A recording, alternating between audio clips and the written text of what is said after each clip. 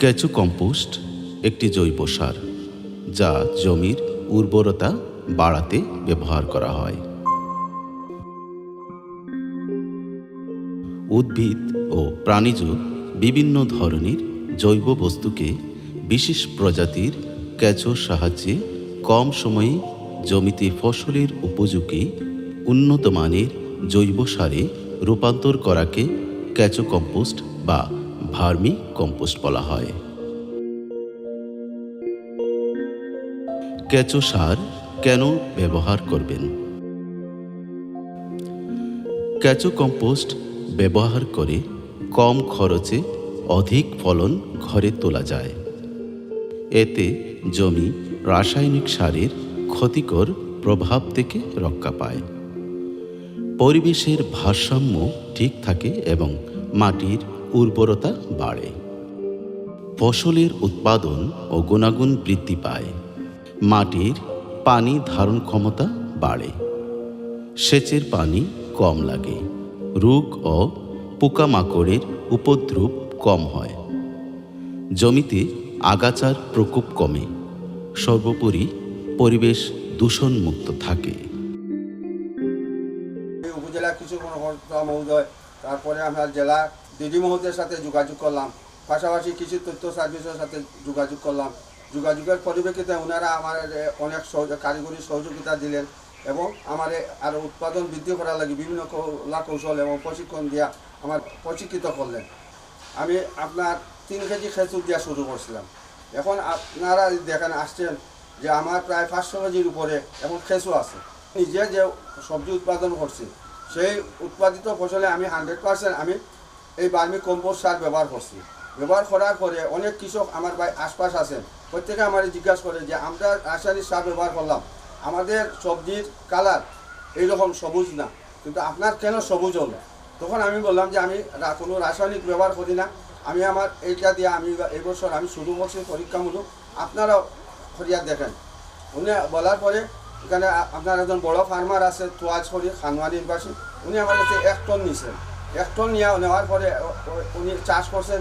ওনার এলাকাতে অনেক কৃষকরা আসছে, ওনার ফসল দিচ্ছে, আমার ফসল দিচ্ছে। তখন আমি একটা বিক্রির চিন্তা ভাবনা করলাম যে বিক্রিতে আমি কীভাবে আরও সম্প্রসারিত করতাম পারি। আমার স্যালারি দিয়ে আমি একটা ফেসবুক পেজ করলাম ই-কমার্সের জন্য, বাণিজ্যিক অনলাইনে বিক্রি করার জন্য।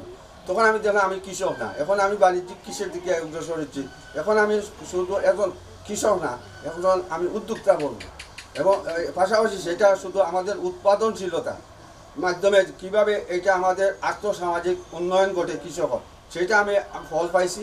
যেমন আমি সার বাজার থেকে রাসায়নিক সার কিনে আমি ব্যবহার করতাম, এখন রাসায়নিক সার আমার কিনা লাগে না, আমার পুঁজিটা আমার বাইরে যাইতেছে না, আমার পুঁজিটা সংরক্ষিত হচ্ছে, আমার সঞ্চয় হচ্ছে। পাশাপাশি যে আমি নিরাপদ সবজি উৎপাদন করতেছি, আমি যে ভোক্তাকে দিতেছি আমি নিরাপদ সবজি দিতেছি, এতে গিয়ে আপনার যে স্বাস্থ্যগত যে ঝুঁকি থাকবে এটা ঝুঁকিও কমবে। তাদের কাছে আমার একটা অনুরোধ, বিনীত অনুরোধ, যে আপনাদের বাড়ির যে উৎকৃষ্ট যে আবর্জনা আছে, আমরা বাজার থেকে অথবা আমাদের সবজির যে অবশিষ্ট অংশ, এগুলো এক জায়গায় সংরক্ষিত করিয়া আমরা জৈব সার অথবা ভার্মি কম্পোস্ট সার নিজের জন্য উৎপাদন করতে পারি। আপনি যদি আমার জৈব সার যে আমি নিজে উৎপাদন করতে পারি, তা আমি নিজে স্বাবলম্বী হইলাম, আবার আমার আর্থসামাজিক যে অবস্থার উন্নতি ঘটলো, এতে গিয়ে আমার যে সবজি উৎপাদন করবো সেটা আমরা নিরাপদ সবজি উৎপাদন করলাম, পাশাপাশি মুক্ত ও নিরাপদ সবজি ক্রয় করতে পারবো, এই আমার আশাবাদ। কেঁচোর বৈশিষ্ট্য। কেঁচো সার তৈরি করতে নির্দিষ্ট প্রজাতির কেঁচো বেছে নেওয়ার জন্য তাদের কিছু বৈশিষ্ট্য হল: শীত ও গ্রীষ্ম উভয় আবহাওয়াতে বেঁচে থাকতে সক্ষম, জৈব দ্রব্য পাওয়ার সাথে সাথে বা অল্প সময়ের মধ্যে সক্রিয় হয় এবং সেখান থেকে খাবার সংগ্রহ করতে পারে, রোগ প্রতিরোধ ক্ষমতা সম্পন্ন এবং প্রতিকূল অবস্থানে দ্রুত নিজেদের মানিয়ে নিতে পারে, শারীরিক বৃদ্ধিসহ দ্রুততার সাথে বংশবিস্তার করতে সক্ষম। এরকম কেঁচো সার তৈরিতে ব্যবহার করতে হবে। উপকরণ: কেঁচো সার তৈরির জন্য যেসব দ্রব্যের প্রয়োজন তা হল: প্রাণীর মলমূত্র, হাঁস মুরগির বিষ্ঠা, কৃষিজ বর্জ্য, ফসল কাটার পর পড়ে থাকা ফসলের দেহাংশ, বায়োগ্যাস প্লান্টের পড়ে থাকা তলানি বা স্লারি, শহরের আবর্জনা এবং শিল্পজাত বর্জ্য যেমন খাদ্য প্রক্রিয়াকরণ, কারখানার বর্জ্য, যেসব দ্রব্য ব্যবহার করা উচিত নয়। পেঁয়াজের খোসা, শুকনো পাতা, মরিচ, মশলা এবং অম্ল সৃষ্টিকারী বর্জ্য যেমন টমেটো, তেঁতুল, লেবু, কাঁচা বা রান্না করা মাছ মাংসের অবশিষ্টাংশ, এসব দ্রব্য ব্যবহার করা উচিত নয়। এছাড়া অজৈব পদার্থ যেমন পাথর, ইটের টুকরো, বালু, পলিথিনও ব্যবহার করা যাবে না। সতর্কতা: পিঁপড়া, উই পোকা, তেলাপোকা, গোবরে পোকা, মুরগি এবং বিভিন্ন প্রাণী কেঁচোর শত্রু।